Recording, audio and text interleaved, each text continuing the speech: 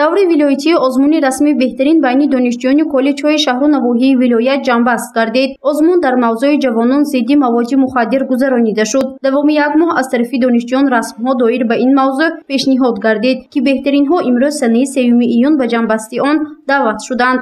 даври ниҳоӣ дар толори қасри фарҳанги шаҳри хуҷанд доир гардид, ки дар даромадгоҳ масъулин беҳтарин кори донишҷӯёнро ба намоиш гузоштанд. ҷавонони коллеҷҳои шаҳру навоҳии вилоят аз рӯи фаҳмиши худ доир ба мавзӯи маводи нашаовар ва роҳҳои пешгирии он расмҳо тасвир намуда ба озмун пешниҳод карданд. барои пешгирии паҳншавии маводҳои нашаовар тамоми маҳорату малакаю заковати худро бо сам истифода бурда бошад. муовини сардори агентии назорати маводи нашаоварӣ назди президенти ҷумҳурии тоҷикистон дар вилояти суғд Сафаралӣ Олимзода суханронӣ намуда, ташкили озмунро дар шароити имрӯза ба со муҳим ва саривақтӣ арзёбӣ намуд ва таъкид кард, ки солҳои охир нашъамандии ҷомеаи ҷаҳониро ба ташвиш овардааст, зеро зиёд шудани теъдоди ҷавононе ки ба маводи нашаовар майл пайдо карданд, имрӯзҳо масъулинро нигарон кардааст.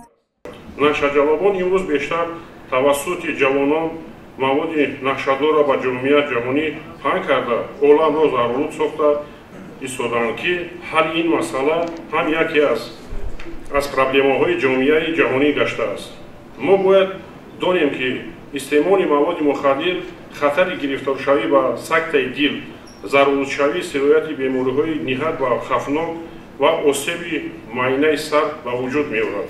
даври ҷанбастии озмуни вилоятии ҷавонон зидди маводи мухаддир дар сатҳи баланд бо ташкили чорабинии калон доир гардид. дар он ба ҷуз аз намояндагони агентии назорати маводи нашаоварӣ назди президенти ҷумҳурии тоҷикистон дар вилояти суғд, инчунин муовини раиси шаҳри хуҷанд Фирӯза Нуруллозода, сардори раёсти маорифи вилояти суғд Мадина Набизода, сардори раёсти кор бо ҷавонон ва варзиши вилоят Мирзо Қосим Каримзода иштирок намуда, доир ба ин мавзӯи доғирӯз фикру ақидаҳои худро баён карданд. кӯдакону наврасону ҷавонони мо чӣ қадар барои ҷалб шудан ҳам ба ҳунармандӣ, ҳам барои пешгирии ҳодисаҳои номатлуби ҷомеа, ҳарчи пешгирии ҷалб шудан ба нашъамандӣ, ҷалб шуда маводи пешгирии ҷалби ҷавонон, ки имрӯз воқеан ҳам доғи ҷомеа ҳаст, воқеан ҳам бисёр як ҳодисаи бисёр ташвишовар аст, барои пешгирии ҷавонону наврасона ҷалб карда меистам. сардори раёси маорифи вилояти суғд Мадина Набизода суханронӣ намуда ба натиҷаи озмун ва расмҳои тасвирнамудии донишҷӯён баҳои баланд дод. Вай таъкид кард, ки имрӯзҳо ҳукумати ҷумҳурии Тоҷикистон барои пешгирии ҷалби ҷавонон ба маводи нашаовар тамоми чораҳои заруриро андешида истодааст, вале новобаста ба ин ҷой доштани ин гуна амалҳои ноҷо масъулинро бепарво гузошта наметавонад.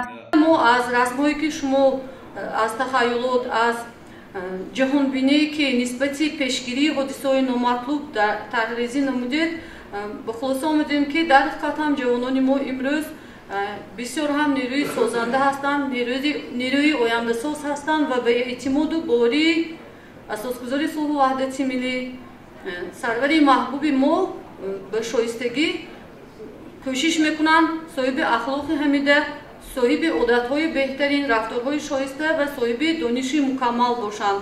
ҳамчунин дар доираи чорабинии мазкур саҳначаи тарбиявӣ аз тарафи донишҷӯёни донишгоҳи давлатии Хуҷанд ба номи академик Бобоҷон Ғафуров иҷро гардид, ки аз ҳаёти воқеии як донишҷӯ, ки ба ин роҳи бад шомил шудааст, нақл кард.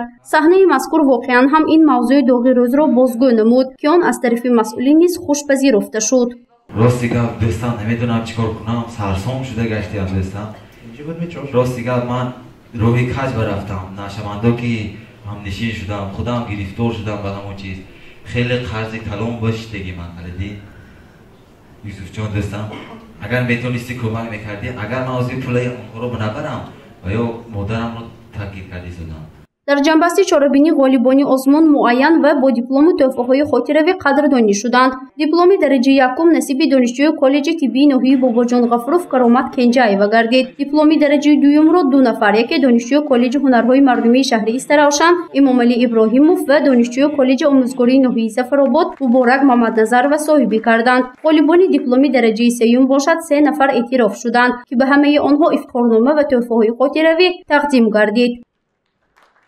гузориши Фарзона Шамсиева, Насим Раҳимов барои барномаи Тилотии Хабар.